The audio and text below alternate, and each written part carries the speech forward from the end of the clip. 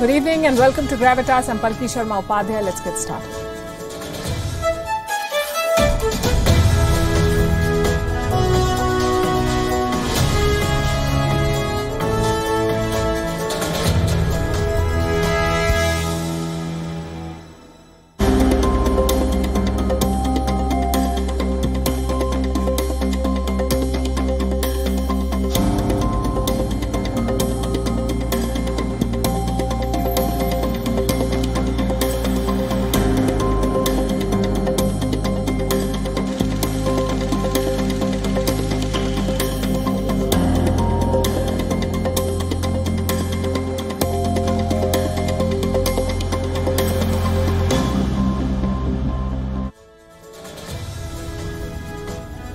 Ten months after the Taliban took over Afghanistan, India has begun engaging with the regime.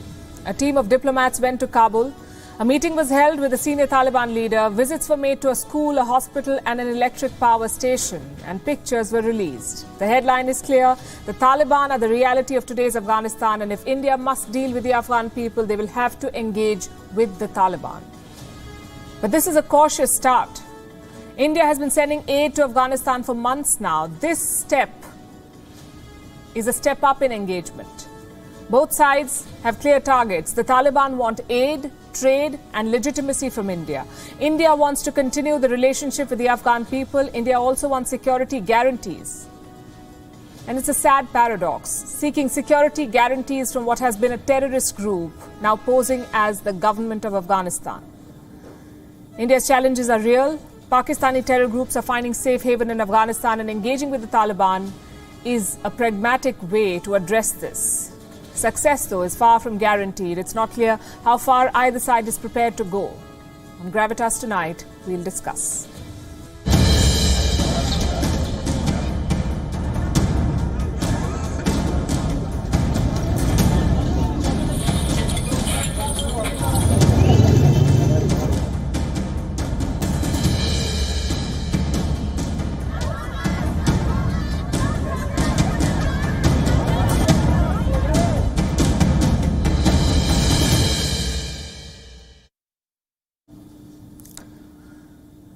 That is what Afghanistan has endured in the last 10 months. Suicide bombings, widespread oppression, an influx of terrorist groups and a brutal regime that rules Afghanistan without a mandate.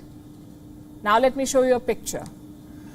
It was posted by the Taliban. It shows their interim foreign minister Amir Khan Muttaqi. He met with a team of Indian diplomats today. Let me rephrase this. India is now talking with the Taliban. The picture says it. It's quite a turnaround. 10 months is a long time. When the Taliban took power in August last year, India snapped diplomatic ties with Afghanistan. The Indian mission in Kabul was shut down. Indian diplomats returned home. And now they're meeting the Taliban's senior leadership. Has India had a change of heart? What happened at today's meeting? And what's driving India's engagement with the Taliban? In the next 5 minutes, we'll discuss all of this and more. First, let's tell you about today's meeting. It took place in Kabul. And two different versions are coming out of what happened.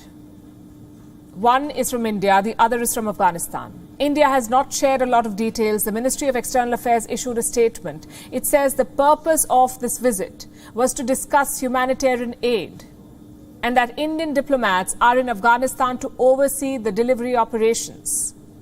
Now, we know that India resumed aid to Afghanistan last year. In the last few months, India has sent winter clothing, 20,000 tons of wheat, 13 tons of medicine, 500,000 doses of Wuhan virus vaccines. And these supplies were not given directly to the Taliban.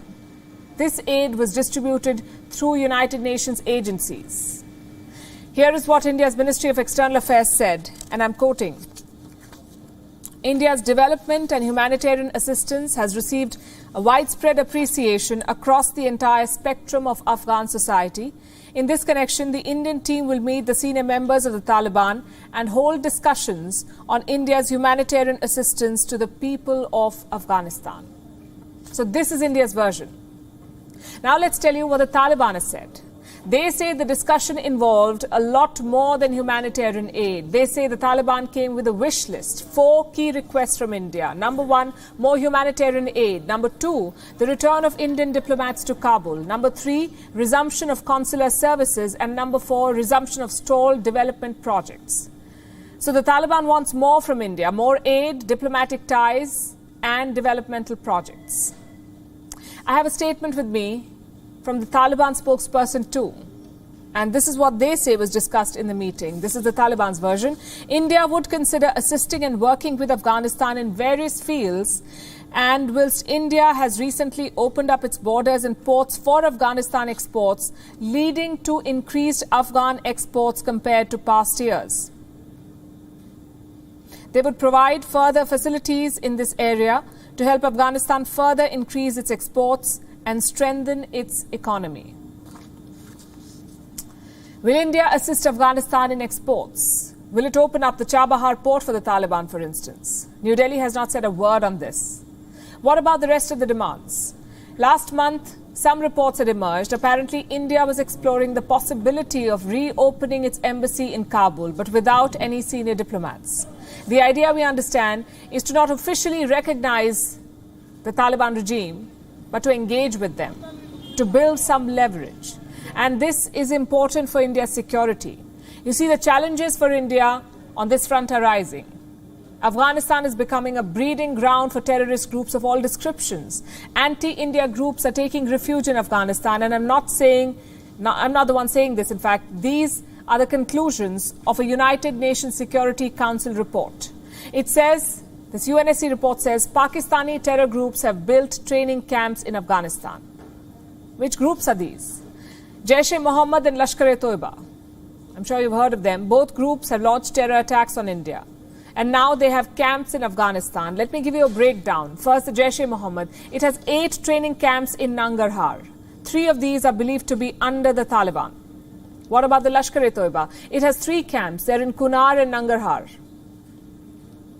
Both of these groups have close links with the Taliban. In the past, Pakistani terror groups have financed and trained the Taliban. Now the favors are being returned, it seems. And that's been the big worry for India. The Taliban's close links with Pakistan. Their alliance is decades old. Now some cracks have appeared, especially in the last 2 months. In the month of April, Pakistan launched deadly airstrikes in Afghanistan. Pakistan said that it was targeting terrorists from the Tehreek-e-Taliban. But locals said dozens of civilians were killed in these strikes. The matter reached the United Nations. The Taliban launched an official protest at the UN. From Kabul, the Taliban's acting defense minister sent a message to Islamabad. And here's what they said. This was said in the month of April. We cannot tolerate the invasion. This is the Taliban talking to Pakistanis. We have tolerated that attack. We tolerated that because of national interests. Next time, we might not tolerate it. Tensions have simmered for now. Pakistan and the Tehreek-e-Taliban have struck a deal. Reports say this deal was brokered by the Taliban. But here's what else has happened. The Taliban's differences with Pakistan are now out in the open. They want Pakistan to stop meddling in Afghanistan. And this public spat is being seen as an opening for New Delhi. The question is, can India leverage this? Can India use the diplomatic engagement and aid as a carrot and demand an end to all Pakistani terror camps in Afghanistan? More importantly, would Taliban snap its ties with Pakistani terrorists? Highly unlikely. The Taliban say both sides have decided to increase their interactions. Like I said, it's a cautious start for India. It remains to be seen how far both sides are willing to go. And this development is significant because terror in Afghanistan is never localized. It affects the entire subcontinent. And the first in the line of fire is usually Kashmir. Just think back to the 1990s. Kashmir was the hotbed of extremism. There were targeted killings, border incursions, assassinations. Even a single day of peace was hard to come by. And now there are fears of a repeat. Once again, terror is gripping the Kashmir Valley. First, some numbers. In 2022, there have been 16 targeted killings, 16. The victims include teachers, cops and village chiefs. Last month, the month of May, was the worst. Around 7 targeted killings were reported across the valley. In almost all cases, the victims were Hindus. Today was the latest instance. a bank manager was shot dead in the Kulgam district. His name was Vijay Kumar. He hailed from the state of Rajasthan. CCTV footage from the bank captured the entire attack. Terrorists barged into the office, shot the bank manager and fled the scene. The victim was rushed to a hospital, but it was too late. And this was not some random attack. This was a targeted killing. The bank manager was a Hindu from outside Kashmir, and that is why he was targeted. In fact, this was the second targeted killing of the week. The first was on Monday. A high school teacher, Rajni Bhalla, was shot dead. She too was working in Kulgam. She requested the government for a transfer, but the order came a day before her death. Too late to make a difference. A week before that, there was another attack. Kashmiri TV actress Amreen Bhatt was killed inside her home. Her 10-year-old nephew was injured in the attack. And the list does not end here. On the 12th of May, there was another one. A Kashmiri Pandit, Rahul Bhatt, was shot dead inside his office. Do you notice something common in these attacks? They're brazen. People are being killed in banks, inside their own homes, inside their offices. What does this indicate? That the terrorists are desperate and brazen. They want to strike fear across the valley. Basically put a target on people's back. If you're a Hindu or an outsider or a successful valley resident, there is a target on your back. That is the message these terrorists are sending. The question is, why now? Because Kashmir is moving on. It is putting extremism behind it and moving towards prosperity. The numbers support this. From January to mid-May, more than 700,000 tourists visited Kashmir. 7 lakh tourists in 4.5 months. Compare that to last year. In the same period, there were 125,000 tourists. That's 4 times less. And for Kashmir, tourism is a lifeline. It makes up more than 15% of their GDP. So more tourism, more money. Again, let's look at the numbers. Hotels in Kashmir are almost at full capacity. Room rates are up 60 to 100%. The Srinagar airport is clocking more than 50 flights every day. And chances are it will increase. Because later this month, the Amarnath Yatra is set to begin. The government is expecting around 600,000 pilgrims. Now, all of this is a sign of normalcy. Signs that Kashmir is recovering and moving on. So what do terrorists do? They unleash a wave of violence. And look who they're targeting. Office clerks, bank managers, school teachers, ordinary people who are busy in their everyday life. So the plan is clear. Spread fear across the valley, keep tourism and prosperity away, and drag Kashmir back in time. Who is masterminding this devious plan? The usual suspects. In the first 4 months of this year, 62 terrorists were killed in Kashmir. Out of them, 15 were foreign terrorists. Compare that to 2021. Out of 37 terrorists killed, not a single one was a foreigner. What does that indicate? That terror factories in Pakistan are active again. They're pushing terrorists into the valley. And with the Taliban in Kabul, their job is easier. More launch pads, more training centers. But zero risk, since they're all located in Afghanistan. How must India respond to the spate of killings? With resolve and tact. The most important thing is to not back down. Since 2019, Kashmir has made significant economic and political gains. Those must be protected. At the same time, security must be stepped up.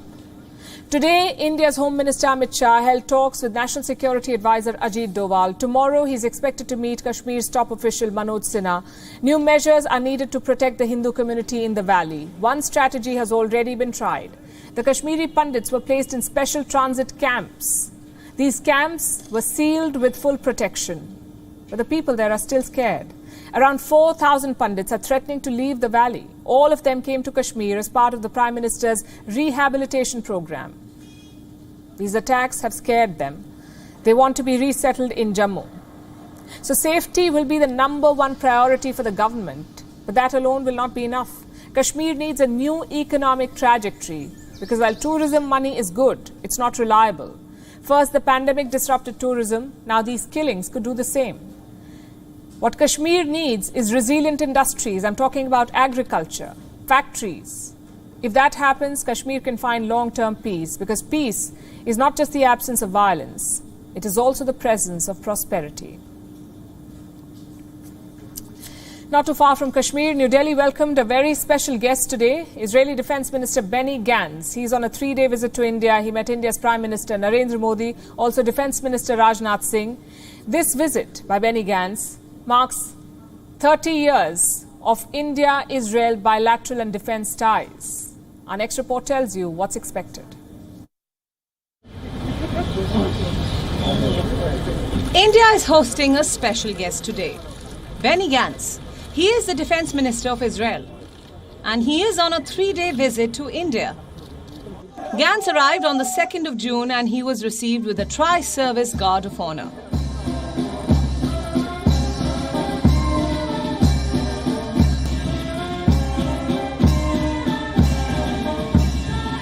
The Israeli Defence Minister started his visit of India by laying a wreath at the National War Memorial and paying homage to India's martyrs.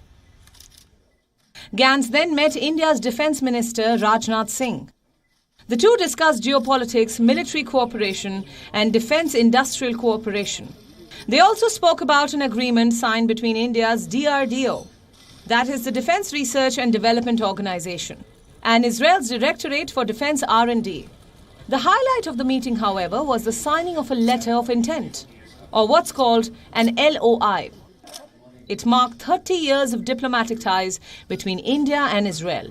Also, 30 years of defence ties. The aim now is to take this relationship forward to expand ties and enhance cooperation in line with Make in India. Gantz is being accompanied by some of Israel's top officials, including Mayan Israeli, who is the country's Chief of Staff, and Yair Kulas, who serves as the head of the Directorate for International Defence Cooperation. Rajnath Singh tweeted about the meeting, calling it warm and productive. Benny Gantz also met with India's Prime Minister Narendra Modi. The timing of the visit is very interesting. It comes as Europe is fighting a war. Both India and Israel have remained neutral and have steered clear of picking a side. India repeatedly abstained from UN resolutions, and Israel has not joined the West in sanctioning Russia.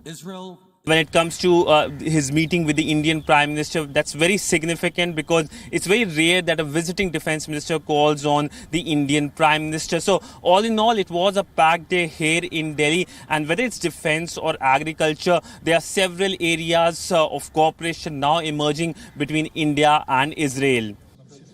Over the last few years, there have been several high-level visits between Israel and India. Just last year, India's External Affairs Minister, Dr. S. Jaishankar, visited Israel. India's top defence officials also visited Israel in 2021. Currently, India is one of the largest importers of critical defence technology from Israel. The two sides have been cooperating in various sectors, including space, agriculture, security, pharmaceuticals, IT and telecom. The Israel-India ties got a new lease of life in 2017. That's when India's Prime Minister Narendra Modi visited Israel. He was the first Indian Prime Minister to touch down in the country.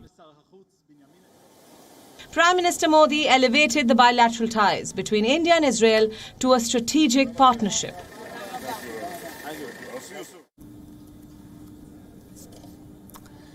Pakistan will head towards a civil war. It will be split into 3 parts and it will lose its nuclear weapons. These are the words of Imran Khan, the country's former prime minister, now the prime source of chaos.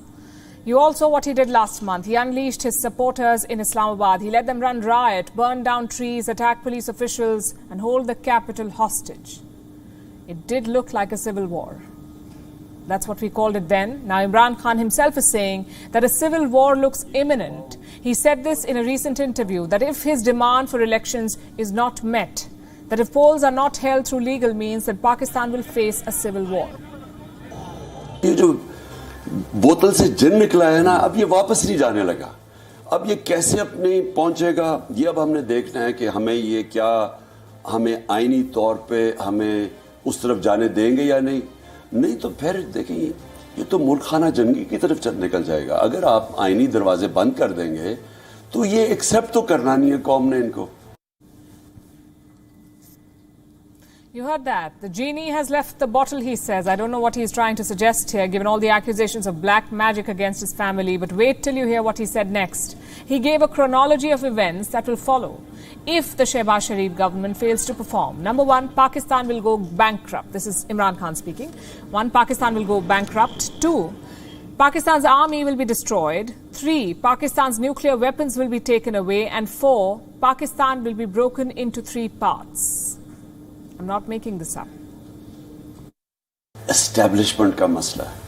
अगर इस वक्त establishment सही फैसले नहीं करेगी, मैं आपको writing में देता हूं कि ये भी तबाह होंगे. फौज सबसे पहले तबाह होगी, क्योंकि मुल्क बैंकरप्ट होगा. किधर जाएगा मुल्क? मैं आपको सीक्वेंस बता देता हूं ना. ये जब से आए हैं, रुपया गिर रहा है, स्टॉक मार्केट, चीजें महंगी, डिफॉल्ट की तरफ जा रहा है पाकिस्तान. अगर हम डिफॉल्ट कर जाते हैं, इसका मतलब पाकिस्तान बैंकरप्सी की जाता. सबसे बड़ा इदारा कौन सा है जो हिट होगा? पाकिस्तानी फौज. जब फौज हिट होगी तो जो उसके बाद हमारे से कंसेशन क्या ली जाएगी, जो यूक्रेन से उन्होंने ली थी डीन्यूक्लियराइज करने की. सबसे बड़ा तो मसला उनको, हमारी वाहिद मुसलमान मुल्क है जिसके पास न्यूक्लियर डिटरेंट है. जब वो चला गया फिर क्या होगा? मैं आपको आज कहता हूं पाकिस्तान के 3 हिस्से होंगे. So what he's basically suggesting is the Balkanization of Pakistan, a breakup of the country like the Balkan states. And this is something that has been predicted before. For decades, global think tanks have suggested that the only way for Pakistan to find peace is through division, that the country could be split into 3 nation states, Sindh, Balochistan and Pashtunistan. Many have predicted that this will happen. Based on what? On the premise that a weak central government will be incapable of governing Pakistan's frontiers. This, they say, will lead to demonstrations, divisions, and eventually disintegration. That is the assessment. Various reports have dwelt on this. So Imran Khan's idea, in fact, is not original. But coming from a former prime minister, it does sound radical. And for a change, he may have a point. Look at some recent developments. A few days back, the Chief Minister of Khyber Pakhtunkhwa, member of Imran Khan's party, hinted at a battle with Islamabad. He said he would use the provincial force, the state force, to back Imran Khan's next Azadi march against the centre. In Balochistan, insurgency is spiralling. In the last 5 months, Baloch insurgents have carried out more than 20 attacks, killing over 80 security personnel. Reports say this is a dangerous new phase, one that could soon engulf the entire country. In the province of Sindh, an all-out curfew has been imposed because of growing terror incidents. Throughout the month of May, there was a series of terror attacks in Sindh. This has prompted authorities to impose a curfew for 20 days. It's as if the entire country is in turmoil. So when Imran Khan says that Pakistan could soon be disintegrated, he's not really off the mark. What he does not spell out is his own role in this disintegration. His rallies, his interviews, his calls for jihad, his warnings of a civil war, they all indicate that if his demands are not met, he's prepared to take his country on the path of never-ending turbulence. And who knows where this road leads to. They say history is shaped by leaders. Well, not always. Sometimes, lifeless commodities can shape history, like opium in the 19th century and oil in the 20th century. That trend is continuing in our times too. The same old oil is still calling the shots. We saw an example of that today. The OPEC plus nations held a crucial meeting to discuss oil production. Their initial plan was clear: increase oil production gradually by around 432,000 barrels per day. But that was before Russia's war in Ukraine. Now the equation has changed because A, Russia's production capacity is down. Their output is expected to fall 17% in 2022. And B, Russian oil has few takers. More than half of Russia's exports went to Europe. By the end of 2022, that tap will shut. So Russia became a liability for the OPEC. And in the cutthroat world of big oil, there is no place for liabilities. So what did the OPEC do? They increased output anyway. The new proposal is this: oil output will be increased by 648,000 barrels per day. That's a 50% hike from the initial rate. But here's the problem. Russia's capacity has maxed out, which means the Gulf states will have to do the heavy lifting. Right now, Saudi Arabia is pumping 10.5 million barrels per day. 11 million, it will be a stretch for them. They're not used to that kind of output over a long period. So capacity could be an issue, not just for Saudi Arabia, but for most oil producers. OPEC has a spare capacity of 2 million barrels. Will that be enough to make up for Russia, to make up for the oil that the world will stop buying from Russia? The markets are cautiously optimistic. Brent crude dropped 2.4% on Thursday. It is trading at around $113 per barrel. Remember, on Wednesday, it was $117 per barrel. So a $4 drop is definitely good news. But why has Saudi Arabia relented? Just a few weeks back, they had refused to increase output, come what may. So why are they backtracking now? Perhaps because the United States is offering them some concessions. Reports say President Joe Biden is planning a trip to Saudi Arabia, which means he could come face to face with Crown Prince Mohammed bin Salman. Now, why is this important? Because there is some bad history between the two. In 2019, Biden promised to make Riyadh a pariah. He released documents implicating MBS in the Khashoggi murder. Biden's entire policy was about snubbing Mohammed bin Salman. Listen to this remark by the former White House press secretary in February last year. There was also, just to go back to the context of it, whether he would be speaking with MBS. And part of that is going back to engagement counterpart to counterpart. The president's counterpart is King Salman. And I expect at an appropriate time, he would have a conversation with him. I don't have a prediction of the timeline on that. Now, how the tables turn, in fact, today Biden is completely dependent on Saudi Arabia. Gasoline rates are touching new highs in the US, while Biden's approval rating is hitting new lows. So the president has swallowed his pride and reached out to Riyadh. I guess it's true. Politicians campaign in poetry, but they govern in prose. This U-turn by Joe Biden was made possible by oil. Tells you how powerful this commodity is. It can trigger wars, it can create alliances, it can also reverse decades of strategic policy. I'm talking about Pakistan. They have never purchased oil from Russia. They were scared of antagonizing their American partners, but now Islamabad is rethinking. The finance minister says Pakistan could buy discounted Russian oil, just one condition: the purchase must not trigger Western sanctions. It's a massive policy shift for Pakistan. They spent the Cold War allied with Washington. They fought the Soviets in Afghanistan, and now they're open to import from Russia. That is the power of oil. Venezuela, too, is feeding off that power. They were buried under sanctions by the United States, but now that same U.S. is considering lifting sanctions. Why? Because they need Venezuelan oil. These power plays over energy are nothing new. Humans have spent decades fighting over oil. This is merely another chapter of the same story. If the oil politics of the 20th century shaped our world order, the oil politics of 2022 could reshape it, maybe create new alliances, reunite old partners, or dismantle old relationships. Well, here's something that America has failed to dismantle: gun terror. It keeps getting worse by the day. Last week, 19 children were killed in a school. On Wednesday, another mass shooting was reported. An armed man killed 4 people at a hospital. The authorities are calling it a senseless act of violence. How does the American administration plan to end these senseless acts? They don't seem to have a clue. The president says he's helpless. He's pinning the blame on the Republicans, slamming them for blocking gun reforms. Can the US president do something to change the status quo? Well, he can. Our next report tells you more. These images are from Tulsa, the second largest city in Oklahoma, the latest victim of America's gun terror.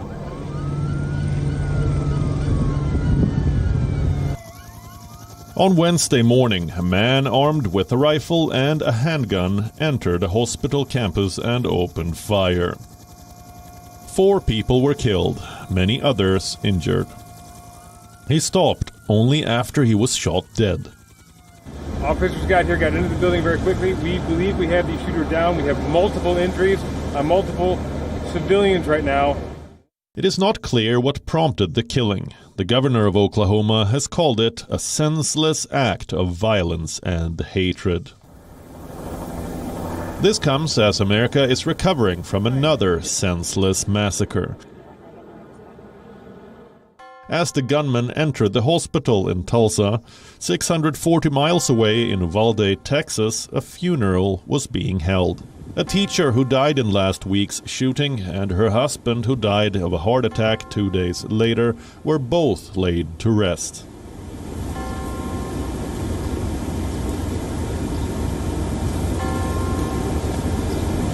Tulsa and Uvalde are not isolated incidents. In the last 1 week, there have been 2 more. On Tuesday, a student was shot outside his school in Los Angeles. The same day, a woman was shot at a nail salon in Pittston, Pennsylvania. All these cases have been called the same thing: senseless acts of violence and hatred. No clear motives or intentions, and no clear plan of action to stop them. All that the government is doing is issue statements of condemnation and blame Republicans for blocking gun reforms. As a nation, we have to ask, when in God's name are we going to stand up to the gun lobby? When in God's name we do what we all know in our gut needs to be done? Biden wants Americans to act. How about some action from the president? He can use his executive powers to bypass the Congress.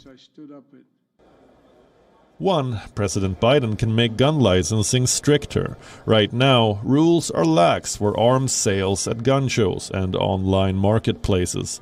Americans call it the gun show loophole. The president can tell the Justice Department to fix it. 2. He can set up a new White House office and appoint a coordinator on guns, someone to oversee efforts to curb gun violence. American activists have been asking for this for years. Biden is yet to heed these calls. 3. He can make firearms trace data public. This can provide investigative leads on potential suspects, prevent the flow of illegal guns, prevent potential incidents of gun terror. And number 4, he can enforce existing red flag laws better. These laws can temporarily remove guns from people deemed at high risk of unleashing terror. These were just 4 executive actions. America urgently needs gun control, and more than anything else, it will take political will. It will take a president to stop claiming helplessness and do everything in his power to keep his people safe.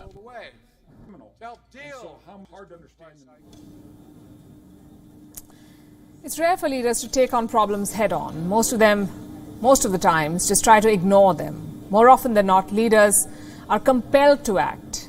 But if you're Xi Jinping, you deal with your problems in a totally different way. You just find a way to ban them. Chinese mouthpieces have been given orders. They're banned from using the word lockdown. So now Chinese media cannot use the word lockdown. They must use a substitute.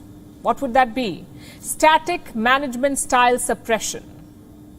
That's their substitute for the word lockdown. Static management style suppression. Why not use the term lockdown? Well, for starters, everyone hates them. They hate lockdowns. Authorities in Shanghai have another reason for this. They are the ones who issued these orders. And here's how they explain it. Why this word should be banned. And I'm quoting from the directive that was sent out. Unlike Wuhan, Shanghai never declared a lockdown, so there is no ending the lockdown. 25 million people in Shanghai suffered for 2 months. Thousands went into centralized quarantines. Their houses were fenced. It was China's harshest lockdown since Wuhan 2020. And now Chinese officials in Shanghai say the lockdown never happened.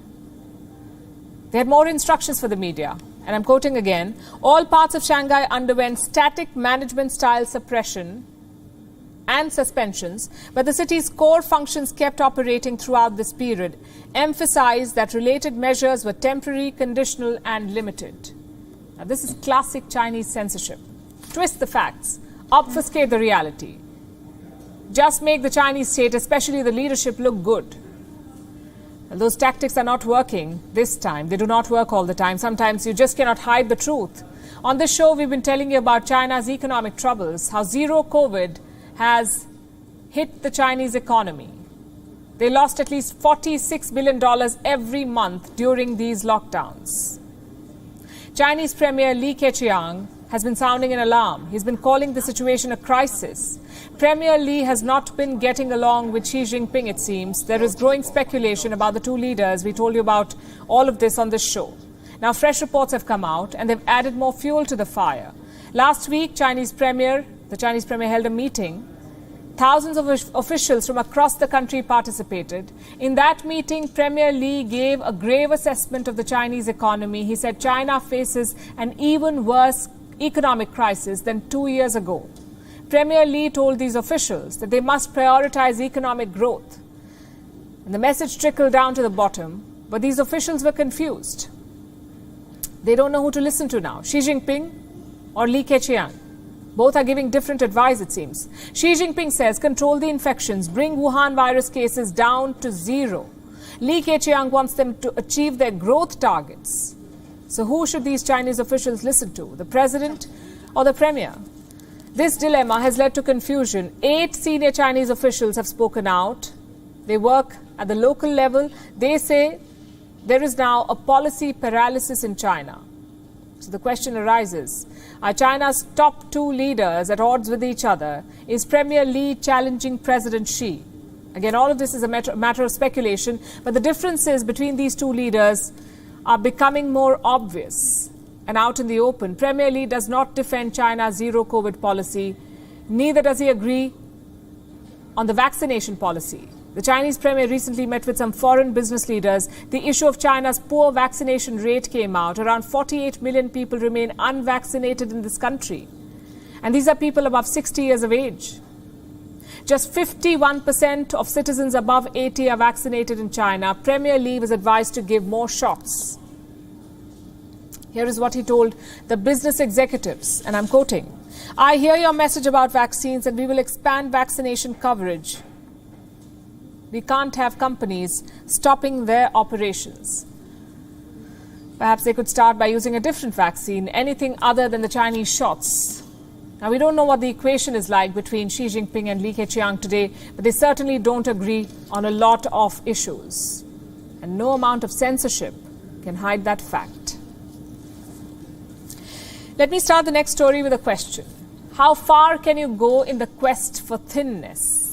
You know, in recent years, we've mistaken fitness with thinness.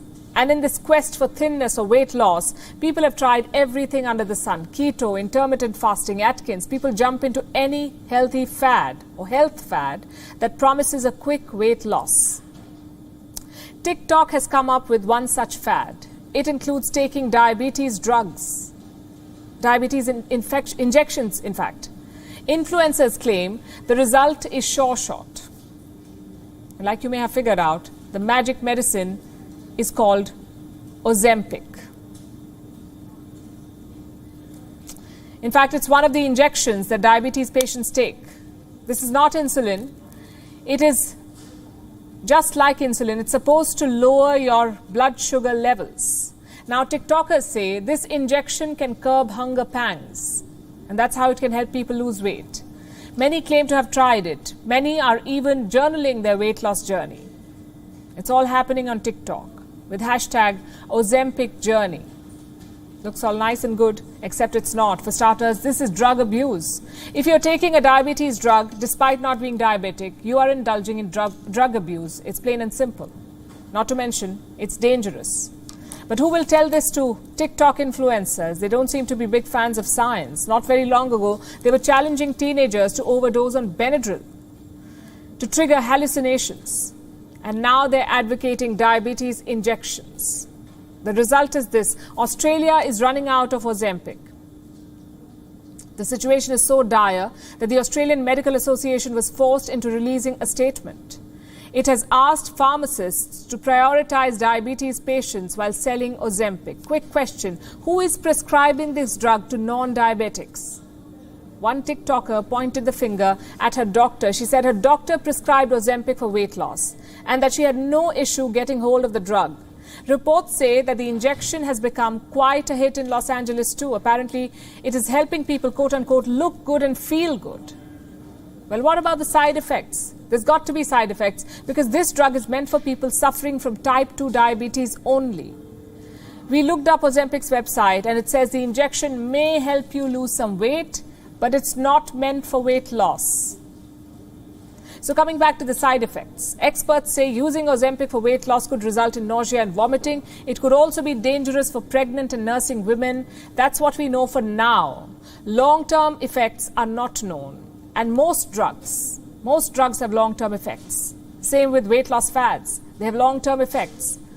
You must have heard stories about people ending up with weak bones after going on a keto diet, or kidney issues, or dangerously low blood sugar levels. Moral of the story? There is no shortcut or miracle medicine for weight loss. And weight loss is not fitness. Fitness is a long, consistent process. It includes a balanced diet, exercise, and mental health care. So in case you've been falling for any of such viral health fads, here's another reminder why you should not. Do not believe in what you see on TikTok. This platform is infamous for playing Russian roulette with risk. Recently, TikTokers were challenging people to hold their breath until they passed out, or drive recklessly to the rhythm of a song. It was called the Cha-Cha Slide Challenge. And now they're asking you to inject yourself with diabetes drugs as patients scramble for supplies. Whether you should or shouldn't is a no-brainer. And talking about crazy fads, here's one from Britain. The monarchy. I mean, having a queen in 2022 is bad enough. Celebrating it is worse. But that's what Britain is doing today, a nationwide celebration of Queen Elizabeth II. Why today? Because today marks 70 years of her coronation, her platinum jubilee. On this day in 1953, she acceded to the throne. It was a spectacular ceremony. She took the royal oath. She was anointed with the holy oil. And she was invested with the crown jewels. All of this happened inside Westminster Abbey in London. Outside, the British public went crazy. On that day, Queen Elizabeth did not just become Queen of England, she became Queen of Canada, of Australia, of New Zealand, of South Africa, Pakistan and Sri Lanka. Since then, it's been a long reign. She has worked with 14 British Prime Ministers, welcomed 14 US Presidents, and hosted God knows how many banquets. Today was all about celebrating that reign. The Queen appeared on the balcony of Buckingham Palace. She presided over a military parade. She also watched a fly pass over London. The planes formed the number 70 in the sky.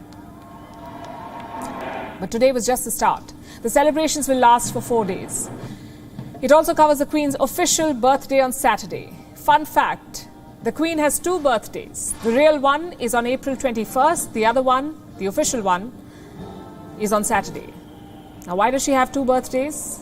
Because she's the Queen and she can. It's all very impressive. But our question is, what's the point? The Queen is 96 years old. She represents an institution that most of the world has rejected, and rightly so. The monarchy is built on the premise of inequality, that one family is better than all others. Just think about it. Every single person in Britain has a birthday. I'm sure some of them are exemplary citizens too. But how many of them get an 82 gun salute or a fly past and parade? I'm guessing none. And that's the problem with monarchy. They represent a dark age in human history, of colonialism, of slavery, of injustice. Most countries would distance themselves from such history, but Britain loves the monarchy. Ahead of the Platinum Jubilee, YouGov conducted an opinion poll. Their question was quite simple. Should Britain retain the monarchy? 62% said yes. They wanted Britain to retain the monarchy. Only 22% preferred an elected head of state. What explains this obsession? Well, the royals themselves have an answer. Listen to this. This is what they say. The sovereign acts as a focus for national identity, unity and pride, gives a sense of stability and continuity, officially recognizes success and excellence, and supports the ideal of voluntary service. Great sentiments. But do you really need a monarch to do all of this? India has a national identity without a king or a queen. So does the US, France, and 159 other republics in the world. Another argument is soft power, that the royal family attracts tourists and brings in money. How much money are we talking about? There are no exact figures, but there are estimates. $2.7 billion directly to the UK economy and $400 million through free media coverage. I know that sounds like a lot, but do remember this. The taxpayers pay for the royal upkeep, their mansions, their cars, their clothes. Most of it is paid for by the British taxpayers. And don't get me started on their soft power. Prince Andrew, the Queen's son, is accused of paedophilia. Prince Charles, her other son, committed adultery. And their own daughter-in-law accused them of racism. What kind of soft power is this? If anything, the royal family is a walking monument of controversies. Outside Britain, people are realizing this. Last year, Barbados parted ways with the Queen. They declared themselves a republic. Reports say Jamaica is considering the same. But the biggest setback is brewing down under. Australia's new government is committed to creating a republic. In fact, they have a special minister for it. The Minister for Republic. He says it's time for Australia to abolish the monarchy, and his argument is rock solid. Listen to what he says.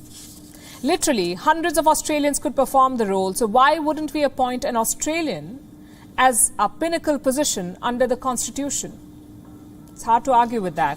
If Australia drops the Queen, others could follow, like Canada, for instance. Opinion polls say a majority of Canadians support abolishing the monarchy. And why wouldn't they? The British monarch lives thousands of miles away in another continent. Most Canadians have never seen Britain, let alone the monarch. What Britain does with the Queen is their choice. Celebrate her, pray for her, or abolish her position. But there is no justification for the Commonwealth to exist.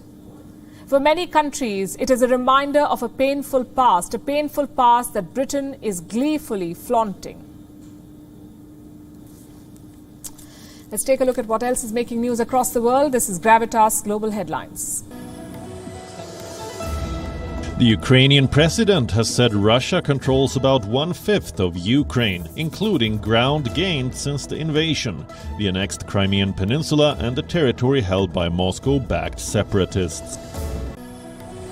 Amid the Russian invasion, Ukraine is now likely to export only half the amount of grain that it did in the previous season, according to the Ukrainian Grain Association. Flights in Nepal will be cleared to fly only if there is favorable weather forecast throughout their route, according to new regulations announced in the wake of the recent crash that killed 22 people. UK's health agency has confirmed community spread of monkeypox in England. UK currently has 190 confirmed cases of monkeypox, of which 183 were in England. The World Health Organization says it has no access to data about North Korea's COVID-19 outbreak, but assumes the crisis is deepening, contrary to Pyongyang's reports of progress. Anti-Rwanda protests rocked Democratic Republic of the Congo's capital Kinshasa over Rwanda's alleged support to the M23, a notorious rebel group. Unprecedented restrictions on water usage have come into effect in the Los Angeles area in the United States, which is in the grip of severe drought for the third consecutive year. At least 4 people have been killed and 14 others injured after a 6.1 magnitude earthquake rattled Lushan County in southwest China's Sichuan province. Rescue operations are underway with over 1,400 provincial firefighters mobilized to the affected sites. War-ravaged Ukraine are a win away from qualifying for the 2022 FIFA World Cup. Playing their first competitive match since November 2021, the visitors kept their emotions in check, and goals from Andriy Yarmolenko, Roman Yaremchuk and Artem Dovbyk set up the 3-1 win over Scotland. They will face Wales in a winner-take-all clash on Sunday. Japan's Ena Shibahara and Wesley Koolhof of the Netherlands claimed their maiden Grand Slam title as a pair after beating Norway's Ulrike Ekeri and Joran Vliegen of Belgium 7-6, 6-2 to win the French Open mixed doubles final. This is Shibahara's first Grand Slam title, and she becomes the first Japanese player in 25 years to win the mixed title in Paris. That is a wrap. We're leaving you with Gravitas images. Thanks very much for watching.